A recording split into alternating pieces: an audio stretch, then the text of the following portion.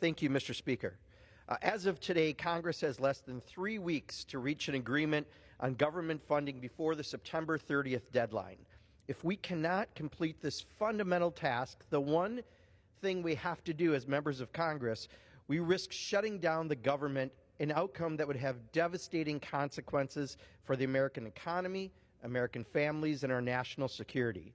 So I wish I could stand here and talk about all the great bipartisan work that the House Appropriations Committee has been doing and reassure you that we are on track to fund the government on time. But unfortunately, that is far from reality.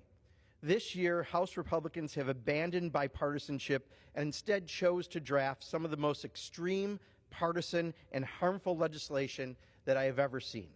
Their bills would enact devastating cuts that would jeopardize our children's education and futures, weaken our rural communities, increase costs for families, and leave our country less safe by directly cutting funds for necessary law enforcement. On top of this, they've packed these bills to the brim with extreme policy riders that have no chance of becoming law, including abortion bans and extremist discriminatory policy. We often say that your budget is a reflection of your values, and these shameful funding bills show that the House Republicans are lacking many. It doesn't have to be this way. Over in the Senate, Democrats and Republicans have put together bipartisan funding bills, all of which have passed out of the Senate Appropriations Committee with overwhelming bipartisan support.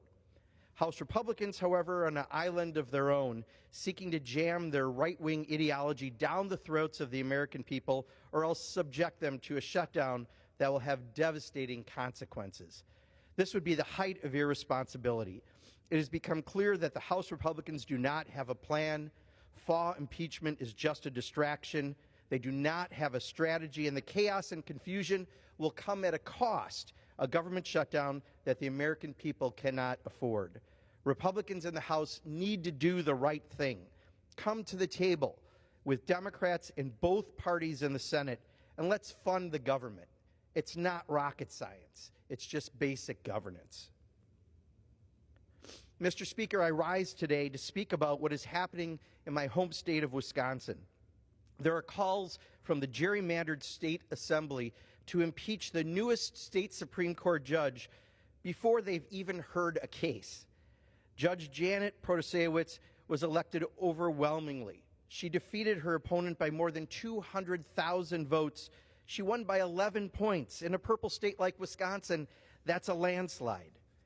But because she mentioned that Wisconsin's extremely gerrymandered state legislative and congressional districts might be a problem, the current state assembly is threatening to use their impeachment powers before she even has a chance to hear a case. The state assembly is trying to overturn the will of the voters because they don't like who won the election. Using this logic, if the legislature doesn't like the possible outcomes of any election or cases before the court, it can conceivably threaten impeachment without actual cause and undermine the separation of powers of government. The legislature does not trump the judiciary. They are co-equal branches of government. Under the Republicans' absurd logic, they could threaten impeachment over their gerrymandered maps, or keeping Wisconsin's 1849 abortion law, or even potentially over giving themselves a pay increase, even if they thought the court would find it unconstitutional. There is a standard for impeachment. It is for wrongdoing in office, not for disagreeing with the legislature.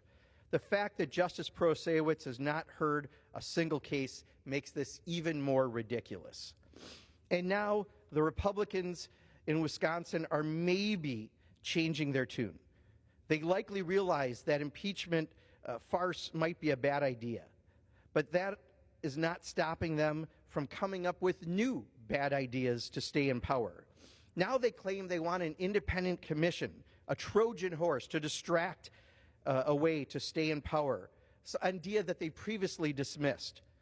Well, if the Republicans don't like the so-called fair maps that come out of this commission, they can still draw their own maps under this Trojan horse plan.